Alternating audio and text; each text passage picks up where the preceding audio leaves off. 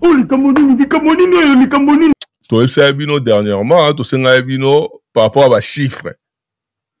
Tu as vu que Nengezana, ça en sorte que bon, si ça quelques 1000 billets, voilà, tu vas vérifier les lots pour total qui est-ce que vous respectez Yango? Est-ce que vous respectez, par exemple, Sengabino? Est-ce que vous bokeh na ngoti na suka kuna? Donc voilà, dernièrement, nous avons na 1669 billets où il fallait liquider les biseaux. Mais tout le monde dit que vous allez mettre forte par rapport à Nenge, il fallait tant sous samedi, tout ça, tout le mercredi, hein, mais il fallait samedi, l'acceptation que bête à 500 billets, à combien? Calcul technique. C'est vrai que Fabregas ça a galéré, même ni tout, à bête Ninité, donc bon, et son maman m'a cassité autour à près de 800 billets, de Fabregas à Anango. Quelle humiliation. Et Bino Boana, de la salle, nous avons pratiquement tout, mais tu as 1600 ans, il faut qu'il roule. Mais de mercredi au de lancer un défi, Tilelo, tout le monde dit, Bolongoli Gara, 40 billets. Tembe Bomayo, Tembe,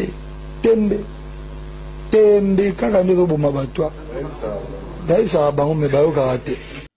Donc, quelle humiliation! Selon la bannière, 40 billets. C'est-à-dire que yon nengo zana, on consomme la paix, mastana yo, on consomme la paix, tant soupe, fanatique moko, alingaka, dans sous sa fanatique, il y a les padres, mais au sommet, lié billet pour un hôtel, ces concerts, au gros, même appelé mouvement à parler, tant sous yo sommet des billets, na yo, oh, il y a les 20, na les 21. Mais au gros, sommet la paix, fanatique, à ta affaire était, oh, il y a tant sous proche, na yo, à ta année, fanatique, comme tout sous, il y a hôtel, il y a musique nationale d'Areling. Au gros, mais rappelle toute famille, Pirio, Mastanayo, cousin Nayo, tout ça.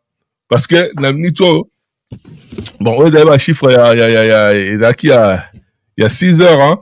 La 6 heures, donc, total, il y a un chiffre d'année, il y a 1629 billets.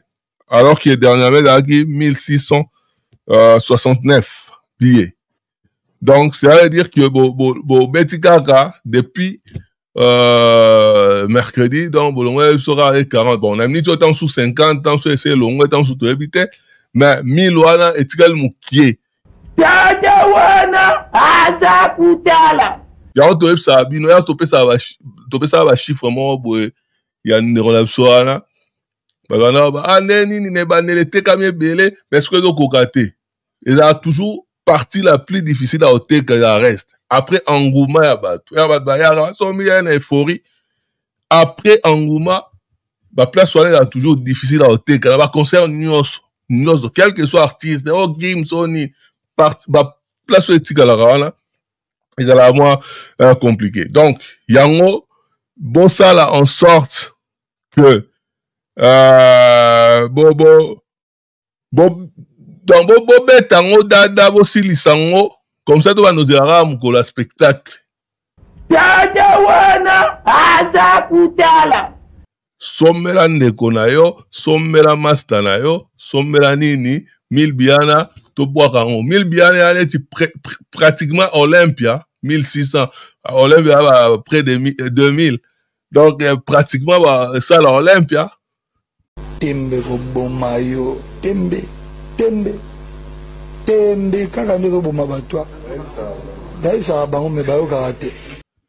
Donc voilà yaneti bo imaginer ce que balongoli Olympia na kati ya salle wana omona ke mwa bato mpe bazala ebele donc boza na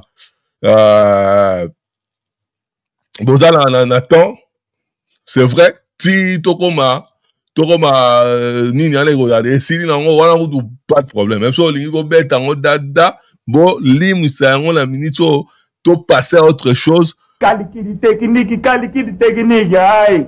Donc toi nous aura spectacle toi nous aura nini toi nous ko penser bilon to ça fait rigoler dans le cadre spectacle au lieu de penser sur na billet et puis after oyo ekozala le 21 la Champs-Élysées donc after one tembe ko boma yo tembe kaka ndeko boma batwa daisa bango me bayo karate. Tentez votre chance maintenant, plusieurs bourses d'études sont disponibles. Power Travel est une agence de voyage basée à Kinshasa avec une représentation à Montréal au Canada. Suivez nos représentants en direct de Montréal. Tac. Hi everyone, this is Asma from Power Travel Agency. We are here to announce that we have a great opportunity for you. Vous comprenez, hein?